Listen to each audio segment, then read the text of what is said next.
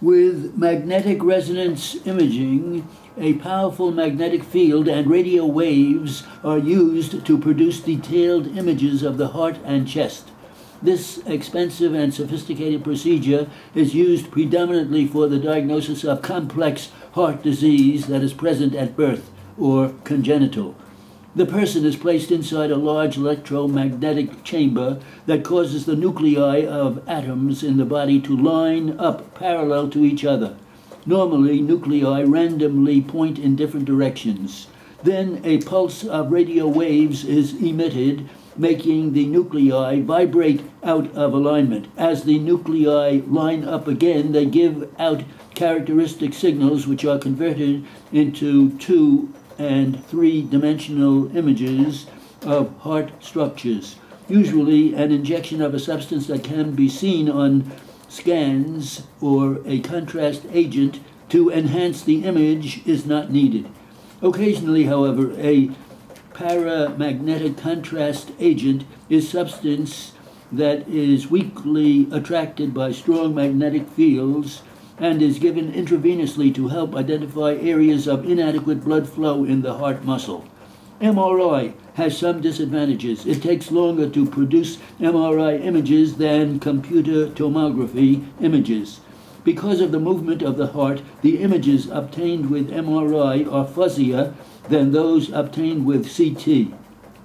In addition, some people become claustrophobic during MRI because they must lie very still in a narrow space in a giant machine. A new MRI scanner that has one open side can be used for people who have claustrophobia or who are obese. However, the images produced by this type of scanner are inferior to those produced by the traditional scanner. Magnetic resonance angiography is a type of magnetic resonance imaging that focuses on blood vessels rather than organs. MRI produces images of blood vessels and blood flow similar in quality to those produced by coronary angiography. MRI can be narrowing of the arteries to detect aneurysms or bulges in the aorta, supplying the kidneys or renal stenosis, and a narrowing or blockage in the arteries, supplying the heart coronary arteries or the arms and legs peripheral arteries. Unlike angiography, MRA is not an invasive procedure. Sometimes a paramagnetic contrast agent is injected into a blood vessel.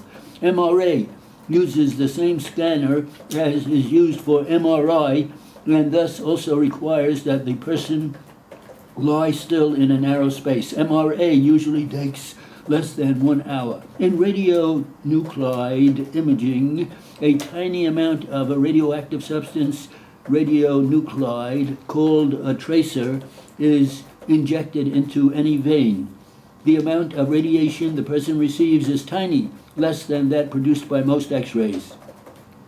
The tracer is quickly distributed throughout the body. How much of the tracer a tissue takes up indicates how active that tissue is.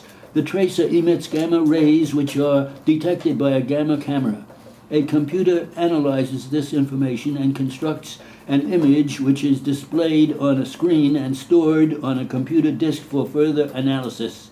Each scan produces a single image. The different colors in the image indicate different amounts of tracer taken up by tissues. Radionuclide imaging is particularly useful in the diagnosis of chest pain when the cause is unknown. If the coronary arteries are narrowed, radionuclide imaging is used to learn how the narrowing is affecting the heart's blood supply and function. Radionuclide imaging is also used to assess improvement in blood supply to the heart muscle after bypass surgery or similar procedures, and may be used to determine a person's prognosis after a heart attack. Different tracers are used depending on what disorder is suspected. For evaluating blood flow through heart muscle, the tracer typically used is technetium-99, cestam, or thallium-201, and images are obtained while the person performs an exercise stress test. The amount of tracer absorbed by the heart muscle cells depends on the blood flow. At peak exercise, an area of heart muscle that has an inadequate blood supply or ischemia absorbs less tracer and produces a fainter image than neighboring muscle with a normal supply. In people unable to exercise, an intravenous injection of a drug such as dipyridamole, dobutamine, or adenosine may be used to simulate the effects of exercise on blood flow. These drugs divert the blood supply from abnormal to normal blood vessels, depriving the area with inadequate blood flow even further. That was crazy. Too hard? No, it was. I didn't even know what I was writing. So they're saying that there's a drug that you can inject for people who can't exercise, and it gives them the equivalent of exercise. It says. The equivalent, quote unquote. Let's take a break here. Get more fatigued.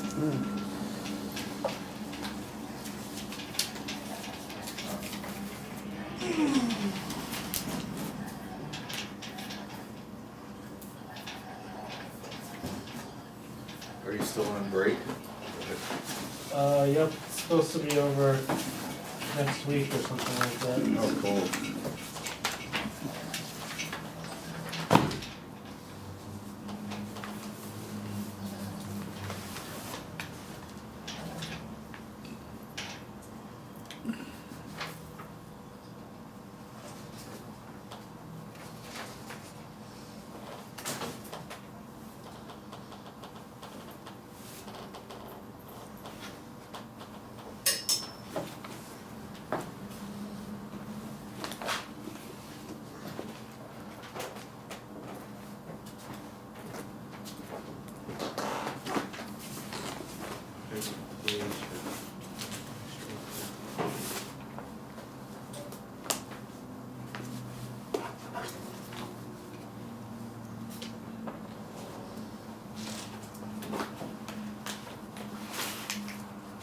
You want some water, Curtis, or what? Yes, please.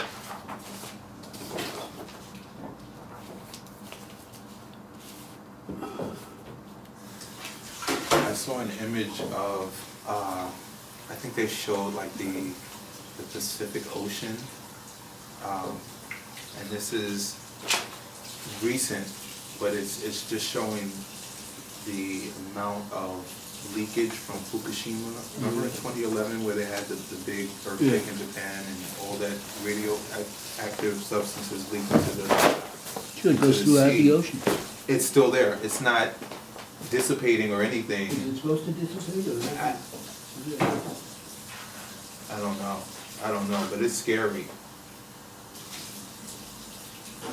Because they're saying that, our government is just upping what they consider to be acceptable levels of radioactivity in food and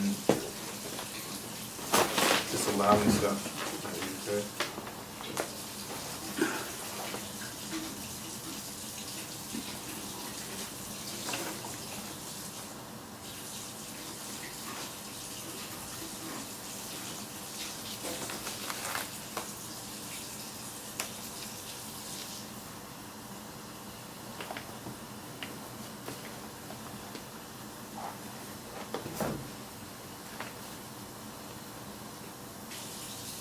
Let's see how the stocks are doing. Oh yeah, it's 4 o'clock.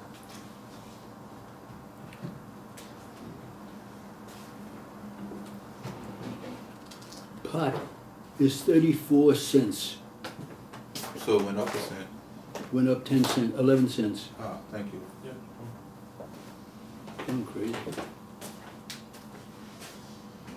So that's 11 cents, 5 million shares, that's $500,000. It's obscene. Well, if it keeps going up, Mr. Cohen, I think we'll all be getting into pie. Boy, oh boy. So there was another one, I was reading some article under, they have different articles. So it says that the former president of POT, who for one reason or another was fired, is now starting a company. It's an umbrella company. He's got 5 small pot companies under him. He's Really? like the holding company. Okay. So when I read that, and I see that he's coming out at 20 cents a share, so I figured, gee, maybe it'll take off, I'll buy some. So I bought $20,000 worth. But, He's going public, he's just, well, he's going public, and At he's got 20 these cents. 5 little companies, and he knows the marijuana field. He was Mhm. the former president of other companies. Mhm. So he figures that the field is going crazy here, he's gonna profit from it. So I figure, well, if he's gonna profit from it, I'm gonna profit from it. Well, this is not the guy you were talking about that used to be like in No, Silicon this is another Valley. guy.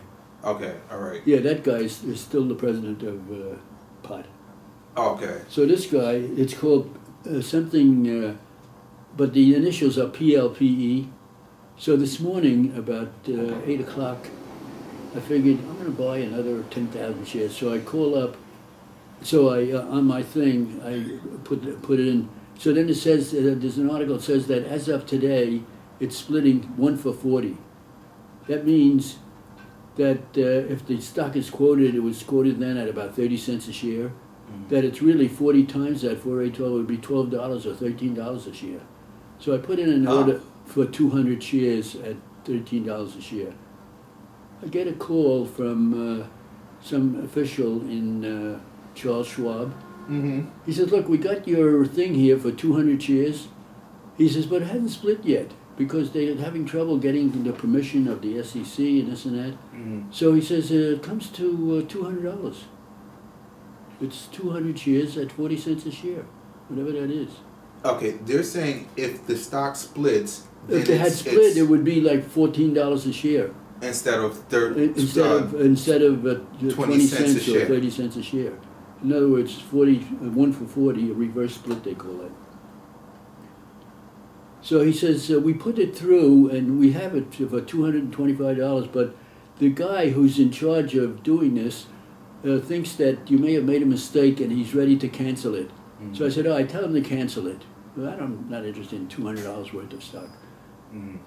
So then he says, no, you can call up, and so I call. So on my phone then, after I hang up, I put in an order for 2,000 shares at whatever it is. Mm-hmm. I get a response, rejected. We can't do it because we don't recognize the PLPE. So I find out that PLPE is now PLPED. It's this overall thing. So I put in the wrong designation, so they couldn't find the company. Okay. So I gave up. I mean, it was too much trouble. I couldn't figure out quite how to do it. So now that stock, PLPE, went up 9 cents. It's now 41 cents. It opened at 34 cents. So I lost a lot of money, you might say, but I'm not complaining. But pot is 35 cents. I don't understand it because I don't understand how a stock can split, and as a result of it splitting, it's worth more than it Well, was. because